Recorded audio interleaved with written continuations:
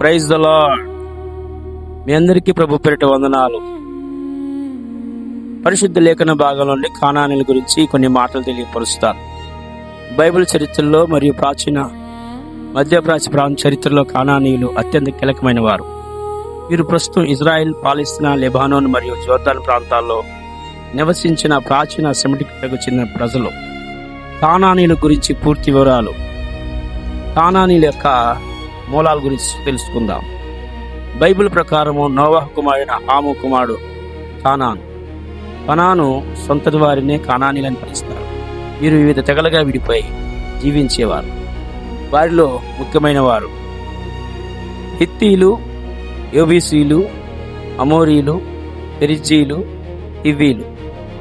వీరి భౌగోళిక ప్రాంతం కానాను దేశం. కానాను దేశం మధ్యధర సముద్రానికి తూర్పున ఉంది. బైబిల్లో దీనిని పాలు తేనెలు ప్రవహించే దేశం అని పిలిచారు.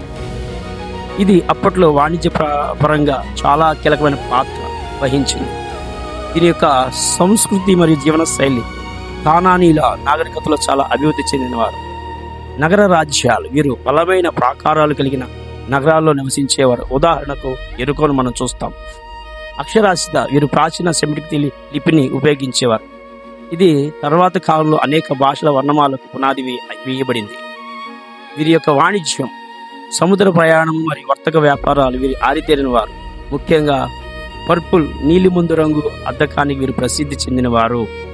వీరి యొక్క మత విశ్వాసాలు లేదా విగ్రహాలను చూసుకున్నట్లయితే కానానీయులు మతం బహుదేవతారాధనపై ఆధారపడి ఉండేది. వారు ఆచారాలు ఇశ్రాయేలుకు విరుద్ధంగా ఉండేవి. చూసినట్లయితే వారు బయలు అనగా వీరి ప్రధాన దేవుడు ఆకాశానికి మరియు వర్షానికి అధిపతిని పూజించేవారు. అలాగే ఆషేరా దాన్ని బట్టి దేవతని పూజించేవారు, లేదా సంతానోత్పత్తికి సంబంధించిన దేవతను పూజించేవారు. మేలేక్, ఈ దేవతకు చిన్నపిల్లలను బలివ్వటం క్రూరమైన ఆచారంగా ఉండేది వీరికి సాంప్రదాయం. అలాగే చూసినట్లయితే ఇశ్రాయేలుతో వీరికి ఘర్షణ కలిగి ఉండేది. దేవుడు అబ్రహామునకు కనాను దేశాన్ని వాగ్దానం చేశాడు. ఐగుప్తు అనగా ఈజిప్టు నుండి విడుదల పొందిన తరువాత యెహోషువ నాయకత్వంలో ఇశ్రాయేలుకును కనానుపై దండెత్తి ఆ దేశాన్ని స్వాధీనం చేసుకున్నారు. కానానీయుల విగ్రహారాధన తమకు సోకకూడదని దేవుడు వారిని పూర్తిని నిర్మూలించమని ఇశ్రాయేలుకు ఆదేశించాడు. కానానీయుల అత్యంత చరిత్రకారుల ప్రకారం కానానీయుల పూర్తిగా అంతరించిపోలేదు. వారిలో కొందరు తీర ప్రాంతాలకు వెళ్ళి ఫినిషీయులను అనగా పిలువబడిన వారుగా ఆధునిక జన్యు పరిశోధన ప్రకారం నేటి లెబానోన్ ప్రజల్లో కానానీయులు DNA గుర్తులు కూడా ఉన్నాయని తెలుస్తుంది. కానానీయుల యుద్ధ తంత్రాలు. కానానీయుల కాలం చాలా బలమైన సైనిక శక్తిని కలిగి ఉండేవారు. వారి రక్షణ వ్యవస్థ మరియు ఆయుధ సంస్కృతి సంపద అద్భుతంగా ఉండేది. ఇనుప రథాలు కానానీయుల వద్ద ఉండే అతి పెద్ద బలం వారి రథాలు. బైబిల్లో కూడా ఇశ్రాయేలు వీరిని చూసి భయపడడానికి ప్రధాన కారణం ఈ ఇనుప రథాలే. ఇవి మైదాన ప్రాంతాల్లో వేగంగా ప్రయాణించే శత్రువులను చెల్లాచెదరు చేసేవి.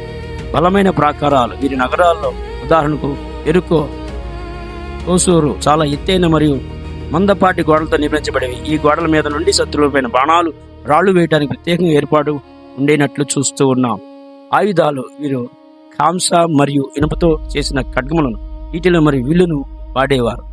వీరు సికిల్ స్వాడ్ అనే వంకర కత్తి యుద్ధంలో చాలా ప్రమాదకరమైనదిగా ఉండేది.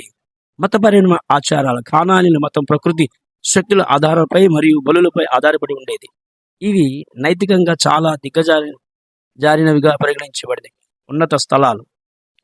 వీరు తమ దేవుళ్ళను ఆరాధించడానికి కొండల మీద ఎత్తైన ప్రాంతాల్లో బలిపీఠాలను నిర్మించుకునేవారు.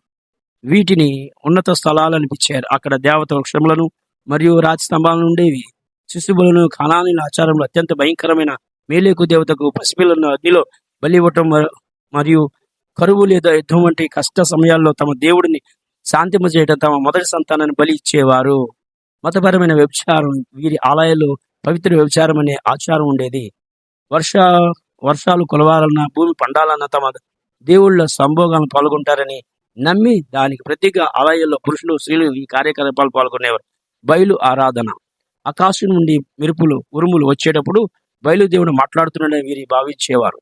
వర్షం కోసం వారు తమ శరీరాలను కత్తులతో కోసుకుని రక్తం కలుసుకుంటూ ప్రార్థన చేసేవారు.